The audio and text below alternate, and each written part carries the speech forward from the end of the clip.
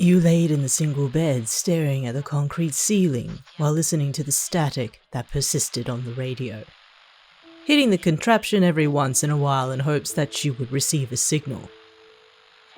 Any signal.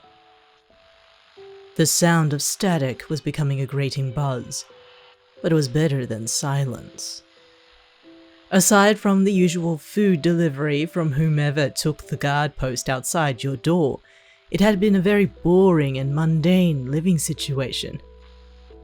You've counted a total of 5 days, give or take, spending time in this somewhat comfortable solitary confinement. It was better than the isolation you endured upstairs. How many floors that were above you? What was strange was the lack of sound, except for the radio that refused to capture any entertaining signal. There was not a peep, no blood-curdling scream to keep you up. And Bakugou's jacket that still laid on the bed beside you was the only comfort you had. His scent began to dwindle from its fabric, but the shape of it engulfed you every time you made an effort to sleep.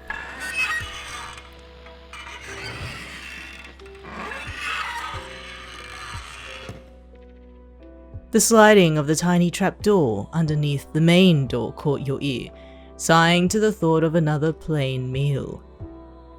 It was decent to keep you satisfied and fed, but wasn't appetizing to say the least. In the back of your mind, you wished you had what culinary dishes Bakugou used to make after graduation. But now that seemed like a pipe dream. You turned your gaze towards the floor to not find food but an empty tray with only a note. Intrigued, you cautiously walked towards the tray, picking up the note in hand. The handwriting wasn't familiar, its shape scrawled messily but still legible. Right knee. Huh? You turned your eye towards the trapdoor to find it shut immediately with a bang. Whomever was behind the door didn't want to be seen. Felt like you had a friend in this place, despite the strange note. Right knee? What the hell does that mean? You questioned. The sound of the door unlocking caught your ear, hiding away the note in your clothes before it swung open. 2 soldiers stormed into the room, their hands immediately grabbing onto your arms to drag you out. Hey! Let go of me! You yelled, pulling against the soldiers, kicking the air until 2 more entered, grabbing all of your limbs and stabbing you with something into your thigh. You hissed from the sharp pain, realizing it was a syringe, before they took you out from whatever safety you had in your room. They drugged you. Again. The contents of the syringe being that quirk suppressant as you felt your weight acclimatize and normalize like everybody else. You grunted against their strength, spotting 2 other soldiers outside your door, knocked out. A minor detail, but one that you kept in mind, still struggling against the 4 that continued to take you through the empty halls. They were soulless, drained of life. Considering the torture methods that happened in isolation, you weren't surprised anymore. You either yielded or broke in this place. And luckily you did neither. A door swung open before all 4 soldiers tossed you into an empty, decrepit room, your body rolling along the dust before the door slammed shut. You coughed and wheezed from the dust that settled around your face, peering up from the floor to scan your surroundings. You were met with a skull in your line of sight, laying next to you by the floor, pushing yourself away from it in fright. As soon as your eyes adjusted to the dimly lit room, you found it barren and littered with a few sparse bones. Cheering crowds echoed somewhere from above. How far they were, you couldn't tell. But the applause was raucous and rowdy, almost feral. Recalling any information about Bakugou's regime only made your heart sink when you put 2 and 2 together on where you may possibly be. Not only did Bakugou torture potential soldiers for his growing army, he made them pit against each other.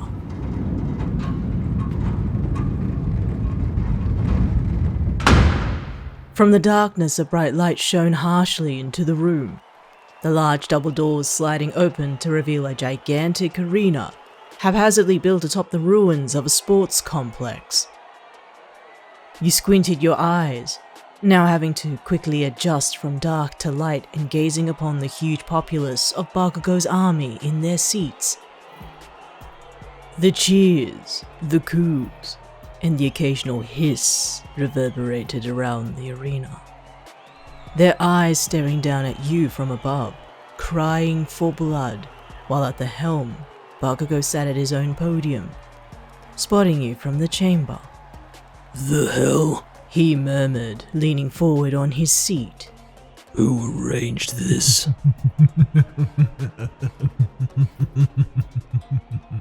A snicker caught Bakugou's ear that drew his red stare towards a man that sat beside him, with bandaged charred claws that pulled taut with every move he made. A grin pulled at his lips while his long unruly black mane fell upon his shoulders, cascading in waves despite the broken antlers that sat atop his head. I thought it'd be entertaining. He jested while he slouched into the broken chair, legs stretched before him with a rude and uncaring flair. You've been hiding your little plaything all to yourself. I'm sure you wouldn't mind sharing. A curdled growl forced its way from Bakugou's throat before he lifted himself from his seat, stomping towards the man before he grabbed his hooded cloak, pulling him from the chair. Let's not blow this out of proportion. Mocked the man while he simply allowed his body weight to be carried by Bakugou's arm strength alone. You skulked around where you shouldn't, seethed Bakugou, his hand sparking a light. I'd have your head. Now, the doc would be disappointed to hear that the great Bakugou would dishonor her most honorable guest. Wonder what she would think if she caught wind of not only that, but your little pet as well. Don't call them that. The man only grinned, watching the sparks slowly dissipate from Bakugou's palms before he dropped to the floor, cackling at the thought. Though disgruntled, Bakugou returned to the arena, his eyes now drawn on you while he stood and watched, ignoring the mocking tones of his guest beside him. You peered out into the arena, walking cautiously into the light. The scope of it was as infamous as people recounted, filled with desolate destruction, whether by weapons or quirks. It was a gladiator's ring, and Bakugou was the king overseeing the entertainment.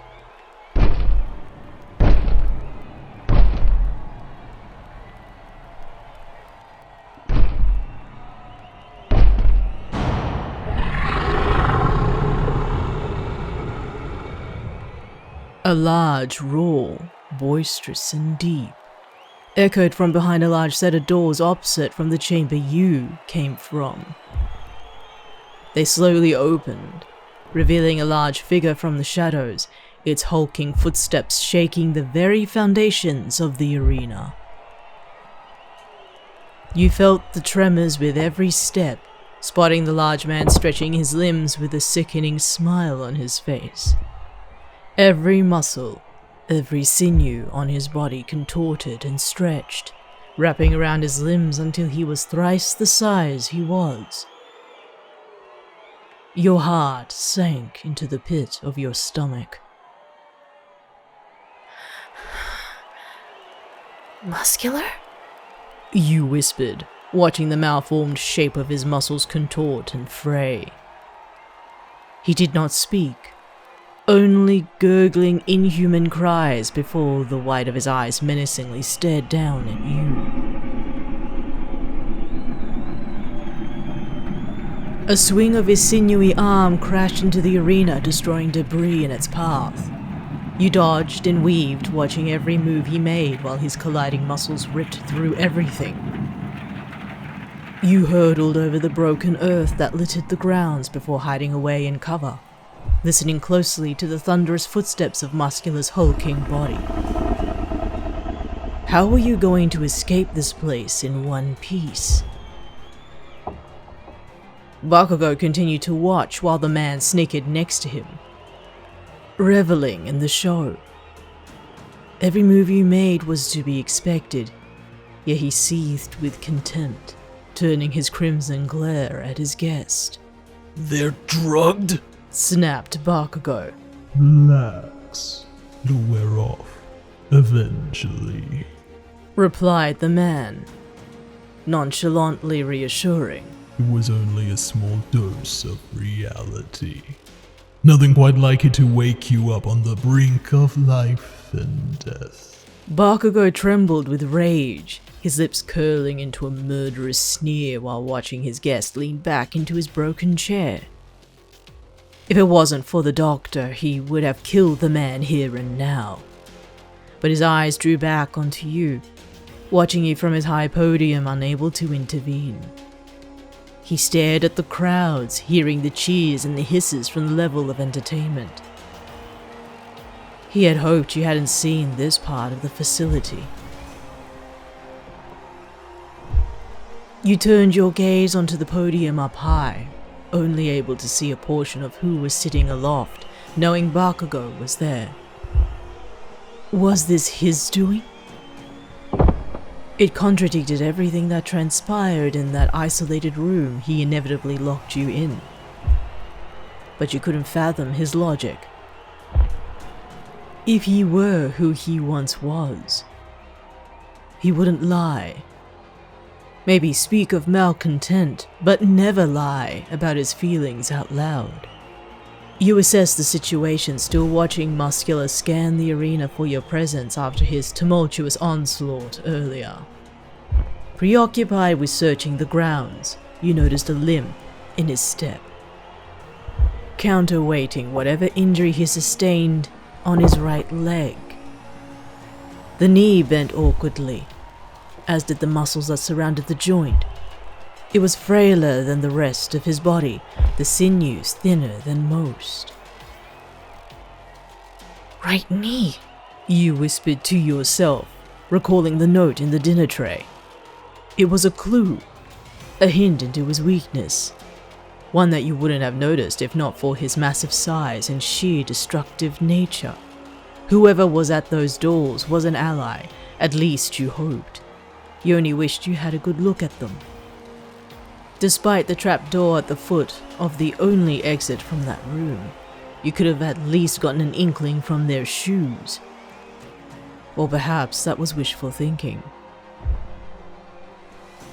Muscular still eyed the arena, his heavy breath drawing loudly while he dragged his long arms beside him. You tried to think of how to impair him somehow until you felt your feet slowly drift off the ground. It took you by surprise. Your quirk was returning, but at the worst time while you forced yourself back onto the ground, grabbing hold of a chain that laid by your side. Upon quick inspection, it was a weapon once upon a time, the hilt of it still entrapped in the fingers of an unfortunate victim.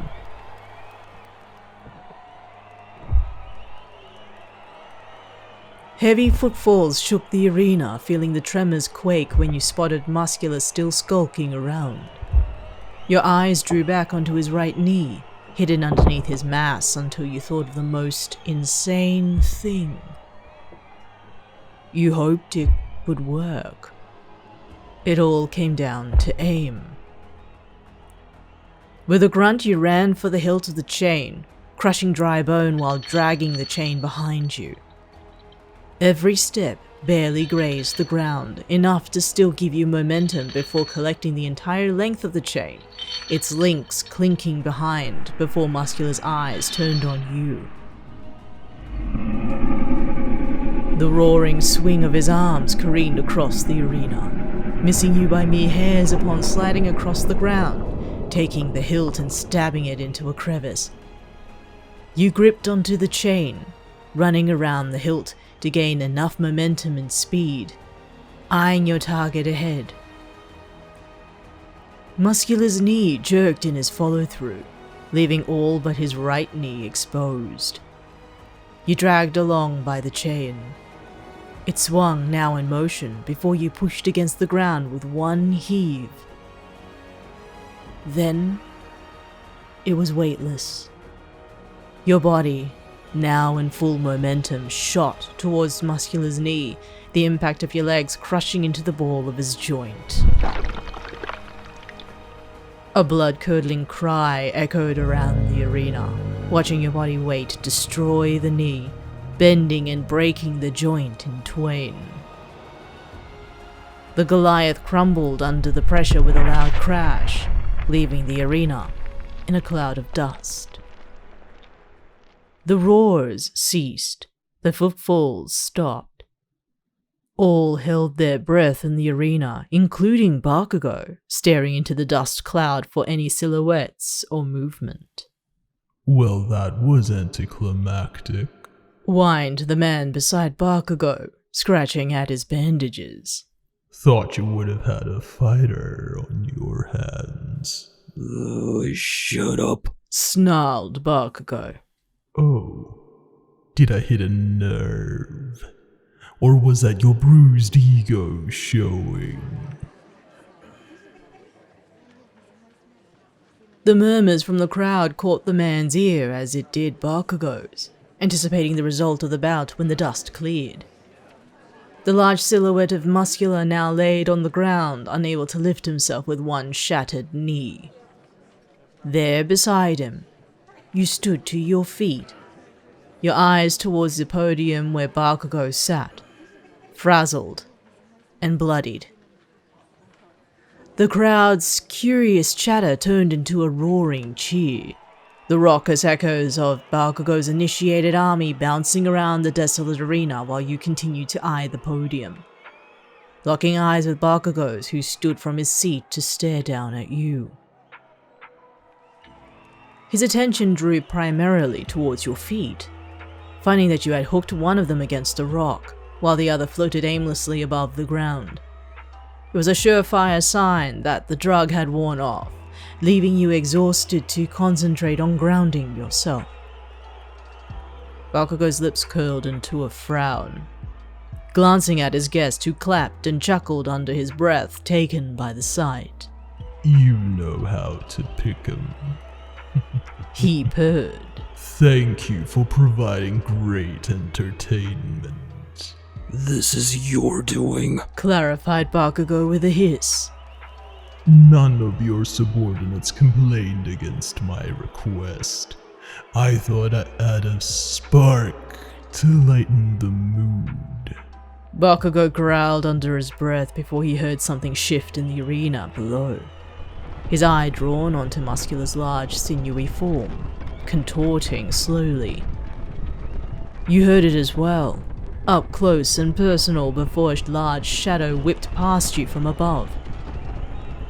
It blocked the old stadium lights, soon discovering that Muscular had generated a gigantic grotesque mass of muscle from his arm, ready to crush you below. He roared angrily with a whip, the mass descending towards you. Panic-stricken, you released your foot from the rock to flee, yet your body decided to float aimlessly with no momentum or traction to escape from Muscular's last attempt at victory.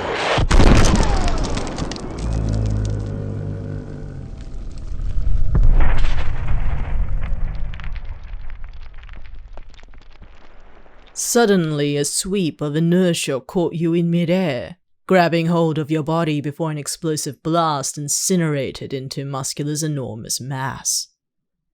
The explosion decimated his sinews and muscle, Burnt flesh and smoke invaded the arena, leaving Muscular crying in pain before he collapsed once more.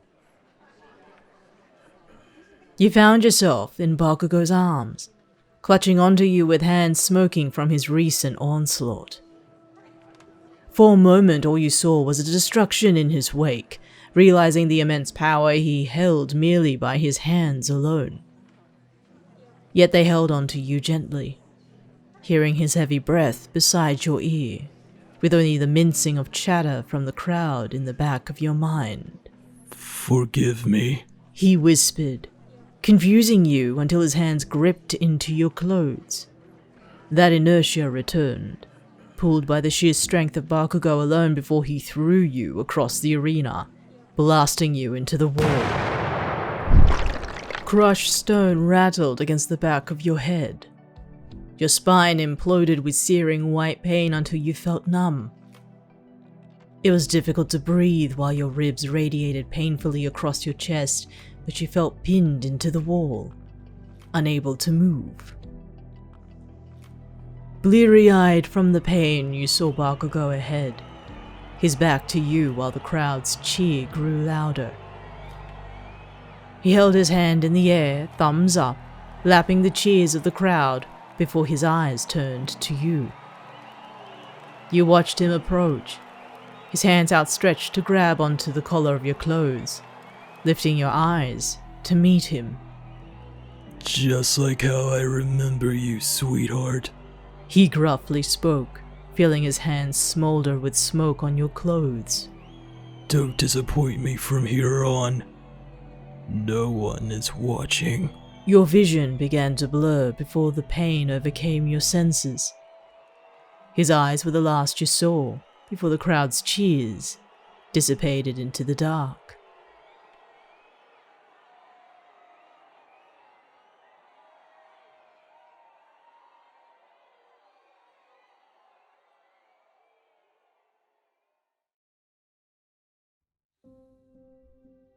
That scent of spice attacked your senses in your waking moments, feeling the thin mattress and the old linen draped across your body. Every ache greeted you with a massive swell of pain, groaning while you gingerly tossed around.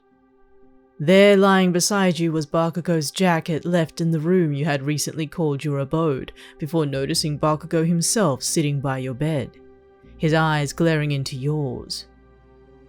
Your words came out as whimpers, groaning more from the pain that flooded your senses and nerves. Stop moving, advised Bakugou before he pulled at your clothes, inspecting the extent of injuries across your body. The bruising's gotten worse. You didn't resist his presence, focusing more on the pain and your breathing, but the touch of his hands on your skin felt oddly soothing. Except for the twinge of pain once or twice, he was gentle, unlike your first encounter. You were delirious from the ache that traveled in waves across your body, finding Bakugou standing before you, his eyes observing every move you made.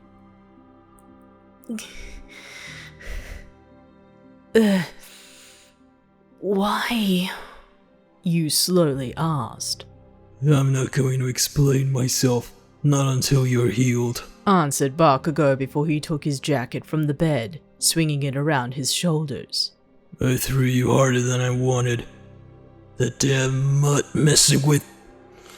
A frustrated growl escaped his throat, irritated by the turn of events that occurred. It was intimidating to see him again, but something triggered this side of him, something that got through to him somehow. You thought about it for a while before being whisked away from this room, finding Bakugou's behavior different from what others had described him outside of these barracks. He was almost his old self, the arrogant boy back at graduation.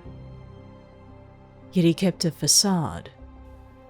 Just don't move, he ordered, staring into your eyes. You'll see me soon. His footsteps led away from your bed before the sound of the door opened, then shut. leaving you alone and still feeling the pains from that nightmarish arena. All you were left with besides the pain was your reflection in the large mirror that ran the wall of your room, spotting the large bruises that mottled your skin. You laid your head back into the thin pillow, still breathing heavily, avoiding any further pain in the little movement you made. Soon, you thought. Soon things should be clear, if Bakugou kept his word. Bakugou watched your vacant stare through the one-way mirror while affixing his jacket across his shoulders, soon hearing footsteps approach him from behind. He waited until they stopped beside him, eyeing a cloak that draped across the man's shoulder and spotting a remorseful look in his eye, watching you as well. In a fit of rage, Bakugou violently grabbed onto the man's shirt, pulling him up until his palms smoked threateningly in his grip. The anger coursed through him, wanting to be released, yet he was met with a calm demeanor. I'm not the one to blame, Bakugou, mused the man, serious in his tone and in his reptilian gaze. With all that he bottled away, Bakugou reluctantly released the man, growling frustratingly at himself. You said they'd be safe! He spat angrily. And they should be, with all the precautions you've taken, replied the man. You want to be free, then you have to be vigilant. Don't underestimate no one. Bakugou scoffed at the explanation, too proud and angered to respond civilly. After the night he had to watch, the prospect of easing his mind was nowhere to be seen. I've come to collect a few souls for Midoriya, but this is also goodbye, explained the man, watching Bakugou turn to him slightly confused. My time is not needed here anymore, and you must play your role.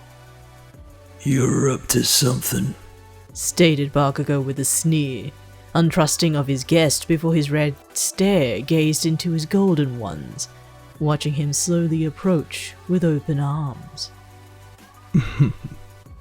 I'm always up to something. The man suddenly grabbed hold of Bakugou's wrists tightly, burning into his skin until the visions of strings appeared from both of their hands and fingers. Bakugou watched as two latched on his pinkies, one black, one red. His eyes trailed after the glowing red fibers, finding its way towards you in the room, tied to your pinky as well, the light throbbing and flashing as if it were a heartbeat. You see it, don't you? This connection you have. You keep them safe, advised the man while his hands shook from the intense sensation of his grip. You need to sever yourself from the one that poisons the most, corrupts you from their obsession, and I've shown you that. You know better than most. He violently released Bakugou's wrists, feeling the exhaustion course through his arms. Bakugou caught his breath, tightening his fists to feel his senses again. Those strings disappeared, no longer attached to his fingers and burning his skin. What are you up to, Seek? He asked with a growl, staring at the man with contempt.